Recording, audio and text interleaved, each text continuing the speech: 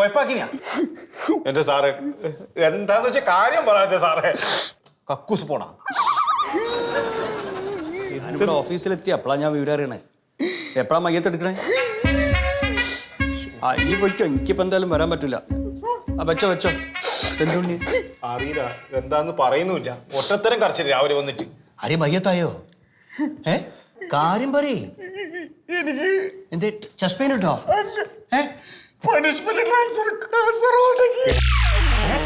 സന്തോഷിക്കലുണ്ട് എന്റെ നാട്ടിലേക്ക്.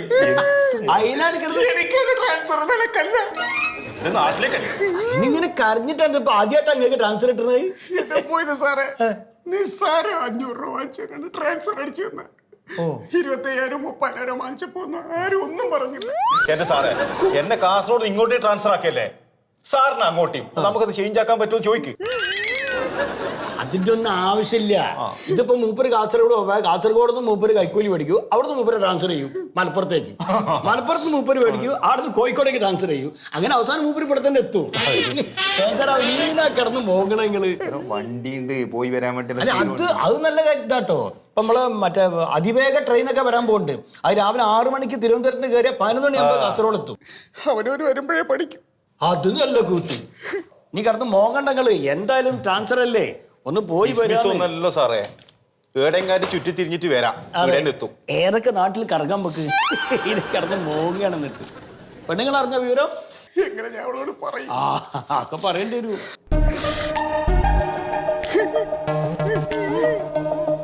മണ്ണ സാറേ, ആള് വരും.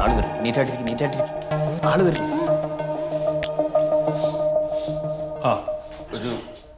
ഒരു കംപ്ലൈന്റ് പറയാമെന്നാ. പറഞ്ഞോളി. ഇതെന്റെ മോളാണ് മണ്ടോതിരി. നീ പറയേ, നീയല്ലേ പരാതിക്കാരി? സാറേ ഞാനൊരു തുണിക്കടയിലെ സെയിൽസ് ഗേൾ ആണ്. അല്ല, വല്ല ദേഹോപദ്രവോ പീഡനോ ഒക്കെ ആണെങ്കിൽ ഇവിടെ അല്ലേ പോലീസ് സ്റ്റേഷനിലാണ് പറയണ്ടത്. അങ്ങനത്തെ ഒന്നല്ല. പിന്നെന്താ? അതല്ല, ഞാൻ അവിടെ ജോലി ചെയ്യുന്നുണ്ട്, പക്ഷെ എനിക്ക് ശമ്പളം തരുന്നില്ല. ശമ്പളം മാത്രം കൊടുക്കില്ല. ഇതൊരു നിസ്സാര കാര്യല്ലേ. ഇന്നൊക്കെ നിങ്ങൾ ഈ ഓഫീസിൽ കയറി ഇറങ്ങുന്ന കാര്യം എന്താ?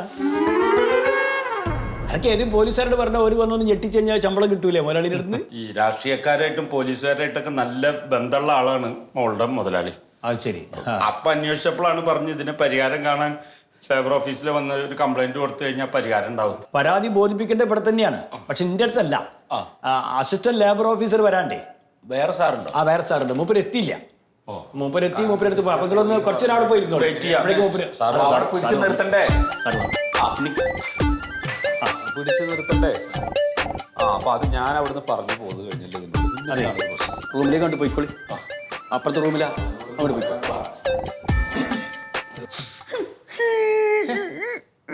മന്മ സാറേ, ഓഫീസിൽ ആൾക്കാർ വരുമ്പോ കരച്ചു നിർത്തിട്ടാ.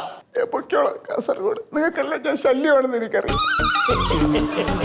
ആരെങ്കിലൊക്കെ ശല്യ എന്നൊക്കെ പറഞ്ഞു നിങ്ങളെന്നെ ഉണ്ടാക്കി വെച്ച കുലുമാലല്ലേ, അത് നിങ്ങളായിട്ട് തന്നെ അനുഭവിക്കാം.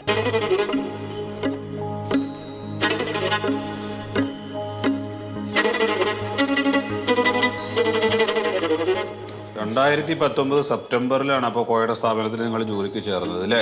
അതെ, സെപ്റ്റംബർ മാസം മുതലാ. ഇരിക്കൂ.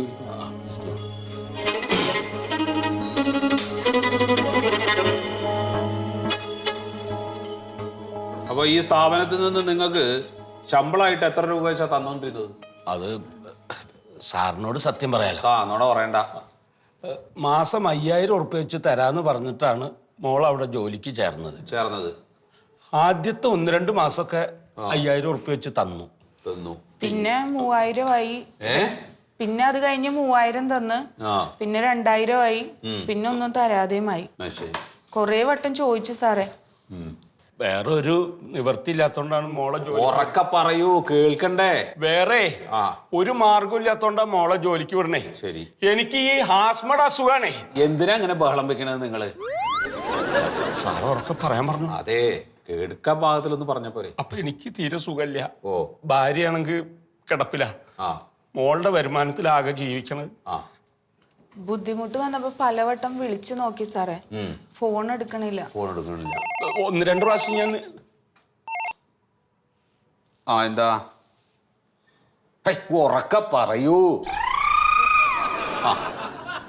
ശരി, വീട്ടിൽ നിന്നാണ്. ഒന്ന് രണ്ട് പ്രാവശ്യം ഞാൻ നേരിട്ട് ചെന്നിട്ട് കണ്ടു. അപ്പോഴൊക്കെ തരാന്ന് പറയും, പക്ഷെ തരില്ല. ഇനിയിപ്പോ നിങ്ങൾക്ക് ആ സ്ഥാപനത്തിൽ നിന്ന് എത്ര രൂപ കിട്ടണം? സാർ അങ്ങനെ കണക്ക് പറഞ്ഞ് ചോദിച്ചാൽ എന്നെ പുറത്താക്കൂലേ? അവിടെ പോയിട്ട് കണക്ക് ചോദിക്കാനല്ലല്ലോ പറയണത്. എത്രയാണ് സ്കെയില്? അവിടെ സ്കെയിലല്ല, ടേപ്പാണ്. ഈ ടേപ്പിന് അളന്നിട്ടാണ് ഞാൻ തുണി മുറിച്ച് കൊടുക്കാറ്. അയ്യോ, ശമ്പള സ്കെയിൽ എത്രയാണ്? ശമ്പള സ്കെയില് അതെന്താ? അത് അവൾക്കറിയില്ല.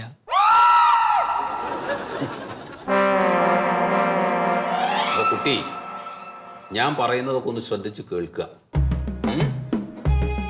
കടകളിലെയും വാണിജ്യ സ്ഥാപനങ്ങളിലെയും ജീവനക്കാർക്ക് നൽകേണ്ട അടിസ്ഥാന ശമ്പളത്തെ പറ്റി ഷോപ്പ് ആൻഡ് കമേഴ്സ്യൽ എസ്റ്റാബ്ലിഷ്മെന്റ് ആക്ടിൽ ബേസിക് പേ ആയിട്ട് പറഞ്ഞിരിക്കുന്നത് 8,910 രൂപയാണ്. എത്രയാണ്? 8,910. അതിന് പുറമെ DA ഉണ്ട്, വാരിയബിൾ DA ഉണ്ട്. പിന്നെ നിങ്ങൾ ജോലി ചെയ്യുന്ന സ്ഥാപനം ടൗണിലാണെങ്കിൽ കോമ്പൻസേറ്ററി അലവൻസിനും അർഹതയുണ്ട്. അപ്പോൾ എല്ലാം കൂടെ കണക്കാക്കിയിട്ട് വരുമ്പോൾ ഏകദേശം ഒരു 13,000 രൂപയോളം കിട്ടാൻ നിങ്ങൾക്ക് അർഹതയുണ്ട്. ഒരു മാസത്തേക്കാണോ സാറേ ഈ 13,000? അതെന്താ ഒരു മാസത്തേക്ക്? ഒരു മാസം 13,000 ഉറുപ്പിക കിട്ടുമോ? അപ്പൊ ഇതൊക്കെ വാങ്ങിച്ചെടുക്കണ്ടേ? ഇനി വേറെയുണ്ട്. നിങ്ങൾ ആ സ്ഥാപനത്തിൽ തന്നെയാണ് തുടർന്നും ജോലി ചെയ്യുന്നത് എങ്കിൽ 5 വർഷം കഴിയുമ്പോൾ ഞാൻ നേരത്തെ പറഞ്ഞ ബേസിക് പേയുടെ ബേസിക് പേ എത്രയാ പറഞ്ഞത്? 8,000 ചില്ലറ പറഞ്ഞില്ലേ? 8,000 ചില്ലറ. 8,000 ചില്ലറ. എന്ത് ചില്ലറ? അതായത് 8,900 എത്രയാണ്? ഇല്ല, അത് ശ്രദ്ധിച്ചിട്ടില്ല. കുട്ടി ഇതൊന്നും ശ്രദ്ധിക്കുന്നില്ല. അതാണ് അതിന്റെ കാര്യം. 8,910. അതെ, 8,910. എത്ര? 8,910. ആ 10ന്റെ കൂടെ 5% വർദ്ധിപ്പിച്ചിട്ട് നിങ്ങൾക്ക് ശമ്പളം തരണം.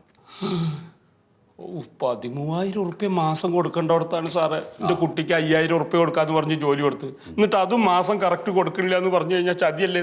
ചതിയല്ലേ എന്ന് പറഞ്ഞു കഴിഞ്ഞാൽ ഇതൊക്കെ പഠിക്കണം ആദ്യം.